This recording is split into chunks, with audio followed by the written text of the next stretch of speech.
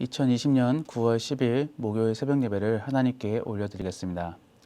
오늘 함께 나눌 말씀은 창세기 42장 18절부터 38절까지의 말씀입니다. 가지고 계신 성경책을 펼치셔서 구약 성경 67페이지에 있는 창세기 42장 18절 말씀을 봐주시기 바랍니다. 창세기 42장 18절부터 38절까지의 말씀을 드라마 바이블을 참고하셔서 들으시고 함께 읽으신 후에 말씀을 나누겠습니다. 사흘 만에 나는 하나님을 경외하노니 너희는 이같이 하여 생명을 보존하라. 너희가 확실한 자들이면 너희 형제 중 한 사람만 그 옥에 갇히게 하고 너희는 곡식을 가지고 가서 너희 집안의 굶주림을 구하고 너희 막내 아우를 내게로 데리고 오라. 그러면 너희 말이 진실함이 되고 너희가 죽지 아니하리라. 하니 그들이 그대로 하니라. 그들이 서로 말하되 우리가 아우의 일로 말미암아 범죄하였도다. 그가 우리에게 애걸할 때에 그 마음의 괴로움을 보고도 듣지 아니하였으므로 이 괴로움이 우리에게 임하도다. 르우벤이 그들에게 대답하여 이르되 내가 너희에게 그 아이에 대하여 죄를 짓지 말라고 하지 아니하였더냐. 그래도 너희가 듣지 아니하였느니라. 그러므로 그의 핏값을 치르게 되었도다. 그들 사이에 통역을 세웠으므로 그들은 요셉이 듣는 줄을 알지 못하였더라.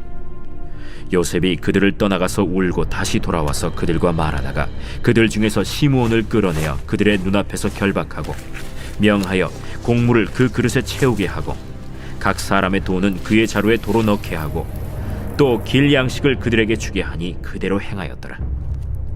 그들이 곡식을 나귀에 싣고 그곳을 떠났더니 한 사람이 여관에서 나귀에게 먹이를 주려고 자루를 풀고 본즉 그 돈이 자루 아귀에 있는지라. 그가 그 형제에게 말하되 내 돈을 도로 넣었도다. 보라, 자루 속에 있도다. 이에 그들이 혼이 나서 떨며 서로 돌아보며 말하되 하나님이 어찌하여 이런 일을 우리에게 행하셨는가. 그들이 가나안 땅에 돌아와 그들의 아버지 야곱에게 이르러 그들이 당한 일을 자세히 알리어 아뢰되 그 땅의 주인인 그 사람이 엄하게 우리에게 말씀하고 우리를 그 땅에 대한 청탐꾼으로 여기기로 우리가 그에게 이르되 우리는 확실한 자들이요 청탐꾼이 아니니이다. 우리는 한 아버지의 아들 12형제로서 하나는 없어지고 막내는 오늘 우리 아버지와 함께 가나안 땅에 있나이다 하였더니 그 땅의 주인인 그 사람이 우리에게 이르되 내가 이같이 하여 너희가 확실한 자들임을 알리니 너희 형제 중에 하나를 내게 두고 양식을 가지고 가서 너희 집안의 굶주림을 구하고 너희 막내 아우를 내게로 데려오라. 그러면 너희가 청탐꾼이 아니오 확실한 자들임을 내가 알고 너희 형제를 너희에게 돌리리니 너희가 이 나라에서 무역하리라 하도이다.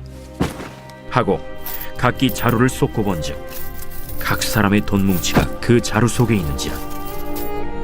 그들과 그들의 아버지가 돈 뭉치를 보고 다 두려워하더니 그들의 아버지 야곱이 그들에게 이르되 너희가 나에게 내 자식들을 잃게 하도다. 요셉도 없어졌고 시므온도 없어졌거니 베냐민을 또 빼앗아 가고자 하니 이는 다 나를 해롭게 함이로다. 르우벤이 그의 아버지에게 말하여 이르되 내가 그를 아버지께로 데리고 오지 아니하거든 내 두 아들을 죽이소서. 그를 내 손에 맡기소서. 내가 그를 아버지께로 데리고 돌아오리이다. 내 아들은 너희와 함께 내려가지 못하리니 그의 형은 죽고 그만 남았음이라. 만일 너희가 가는 길에서 재난이 그에게 미치면 너희가 내 흰 머리를 슬퍼하며 스올로 내려가게 함이 되리라. 우리가 흔히 죄라는 부분을 생각해 보면 영적으로 볼 때는 하나님으로부터 멀어지는 것이고 또 시간적으로 보면 결국 천국에 가지 못하게 만드는 장애물 정도로만 생각합니다. 그리고 죄를 그렇게 가볍게 여기며 지금 바로 해결해야 될 문제로 여기지 않게 됩니다. 그래서 예배드릴 때나 비로소 회개를 하거나 혹은 시간이 지나감에 따라 그 죄의 문제는 잊어버릴 때도 있습니다. 혹시라도 만에 하나 이런 생각을 갖고 계신 성도님들이 계시다면 이제는 그 생각을 바꾸시기 바랍니다. 우리가 갖고 있는 죄는 지금 우리 삶 가운데 큰 영향을 끼치며 더불어 우리 주변에게도 악영향을 미치고 있음을 기억해야 합니다. 한 예로 창세기 말씀을 생각해 보겠습니다. 아담이 죄를 짓고 나서 그는 어떻게 되었습니까? 하나님부터 멀어져 두려움과 부끄러움이란 새로운 감정을 갖게 되었습니다. 그래서 나뭇잎 옷을 지어 입기도 하고 또 한편으로는 나뭇가지 사이에 숨기도 하였습니다. 그 죄악은 아담 부부에게만 불편함을 주었습니까? 그렇지 않습니다. 그때부터 세상까지도 어려움을 겪게 되었습니다.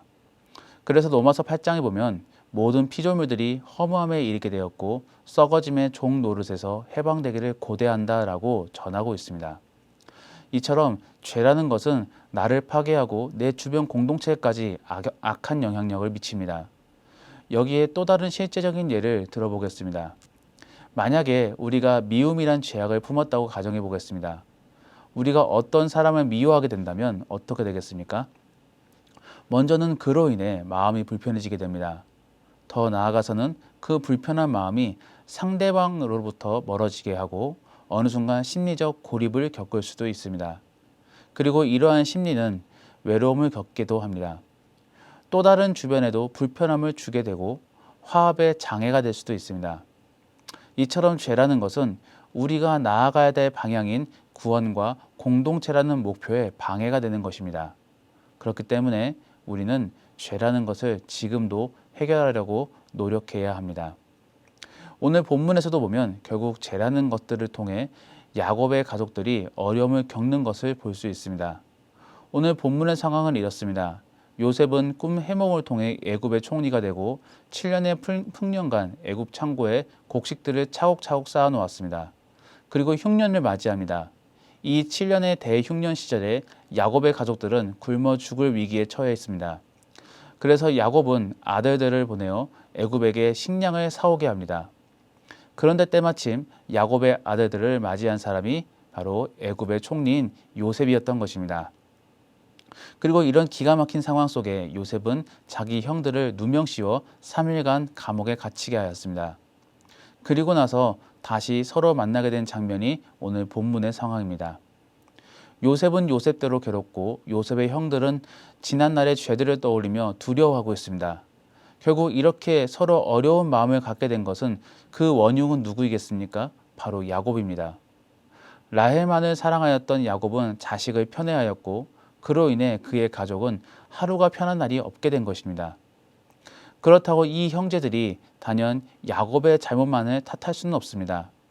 결국 요셉의 형들도 요셉을 미워함으로 그를 애굽에 팔아넘겼기 때문입니다. 이런 죄가 죄를 낳는 상황 속에서 요셉의 형들은 죽음의 두려움을 겪고 있는 것입니다. 그래서 그들은 패닉 상태이고 이러한 상황이 20절에 고스란히 드러납니다. 조금만 생각해보면 요셉의 요구사항은 이해할 수 없는 이야기지만 그들은 순순히 받아들이고 그 이후에 스스로 자책하는 모습들이 21절 이하에서 나타납니다. 21절 말씀에 보면 우리의 범죄로 이런 사단이 벌어졌다고 자책합니다. 그리고 22절에서는 르우벤이 그러기에 왜 그렇게 행했냐고 질책합니다. 이 형제들이 요셉을 바로에 팔아넘긴 시기는 13년 전 일입니다. 그럼에도 이런 어려운 상황 속에 그 기억을 끄집어내 자책하는 것을 보았을 때 자신들의 잘못에 대해 지금까지도 자책하며 두려워하였다는 사실을 짐작할 수 있습니다. 즉, 지금도 여전히 그 죄의 두려움으로부터 벗어나지 못했음을 조금 더 신학적으로 표현하자면 구원을 누리지 못하였음을 짐작할 수 있는 것입니다. 또 한편으로는 요셉도 마찬가지였습니다. 이렇게 형들에게 누명을 씌우며 그들을 힘들게 내몰지만 그의 마음에도 여전히 불편함과 아픔이 있음을 24절 속에서 보여집니다. 그래서 그는 남몰래 울었던 것이죠. 요셉이 뒤에서 남몰래 울었을 때 어떤 마음으로 울었을지를 상상해 보면 그렇게 베냐민을 끔찍히 여겼던 것을 13년 전에도 자신에게 이렇게 대해줬다면 이렇게 되지 않았겠냐는 그런 아쉬움과 원망 속에 눈물을 흘리지 않았을까 생각해 봅니다. 결국 미움과 그로 인한 편애라는 죄악이 이렇게 한 가족 구성원들이 서로 힘들고 어렵게 만든 것입니다. 결국 시므온만 지명되어 감옥에 갇히게 되고 나머지 형제들은 야곱에게로 돌아가게 됩니다. 여기서 그 시몬의 상황을 상상해 보면 그도 홀로 감옥에 갇혀서 언제 죽을지 모르는 두려움을 갖게 되었을 것입니다. 그런데 왜 시몬이 지목되었을까 생각해 보면 아마도 르우벤은 자기는 요셉을 애굽에 넘기지 말자고 전하였으니까 그 다음 차남인 시므온이 가장 죄가 중하다고 여기고 가두지 않았을까 싶습니다. 또한 히브리 학자들은 여기에 대해 시므온이 가장 잔인한 성격을 가졌던 자였기 때문에 요셉이 시므온을 지목했을 것이라고 추측합니다. 어쨌든 간에 시므온도 딥나 강간 사건 때 히위 족속을 학살하였던 자였으며 또한 요셉을 애굽에 팔아넘기는데 크게 관여한 사람으로서 이렇게 큰 어려움을 겪게 된 것입니다.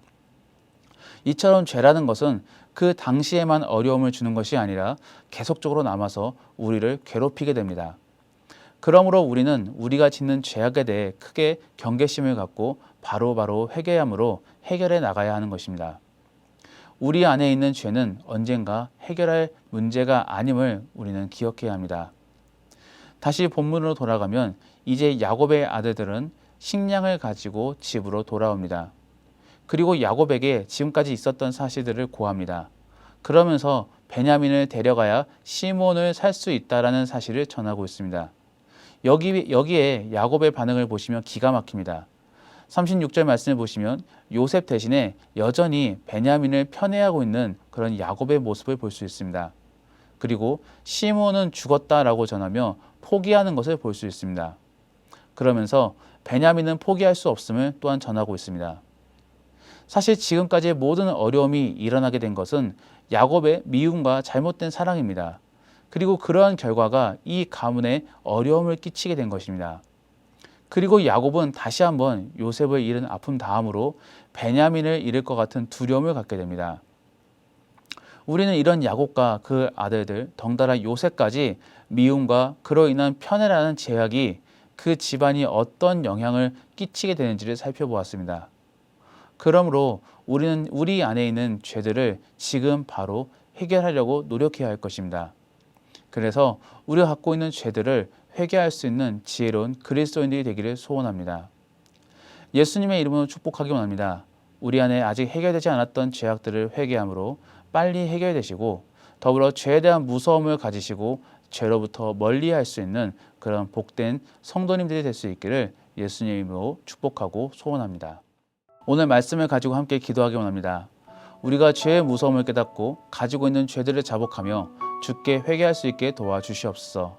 더불어 죄를 멀리할 수 있는 지혜로운 그리스도인이 되기를 원합니다. 그래서 서로 사랑하게 도와주시고 온전히 주의 말씀에 순종함으로 죄를 짓지 않는 오늘 하루의 삶이 되게 도와달라고 우리의 신앙을 위해 함께 기도하겠습니다.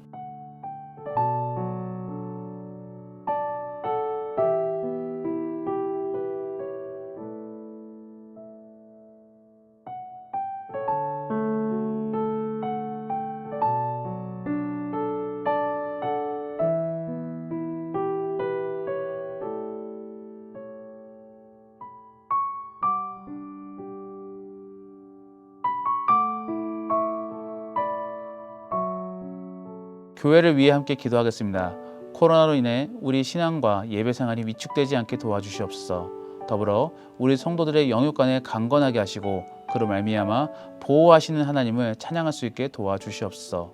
담임 목사 청빙 과정 중에 있습니다. 이 과정 가운데 함께하여 주시고 온전히 주의 뜻이 드러나게 하여 주시옵소서. 그래서 이 모든 과정을 이끌어 주신 하나님께 감사할 수 있게 도와달라고 우리 교회와 성도를 위하여 함께 기도하겠습니다.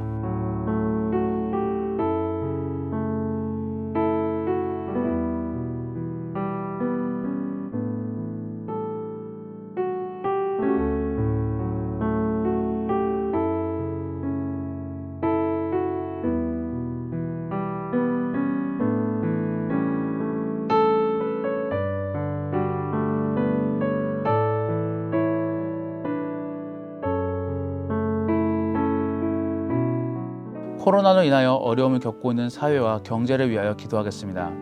우리의 나약함으로 코로나 사태가 벌어졌음을 깨닫고 주께 돌아올 수 있는 지혜로운 사람들, 사회가 되게 도와주시옵소서. 이번 코로나 사태로 인하여 경제적 어려움이 많이 있습니다. 하나님께서 그들을 돌봐주시고 그들에게 도움의 손길들이 임하게 허락하여 주셔서 하나님의 함께 하심을 경험하게 허락하여 주시옵소서. 그래서 더 많은 사람들이 하나님을 믿고 영광을 돌릴 수 있게 도와달라고 이 사회와 경제를 위하여 함께 기도하겠습니다.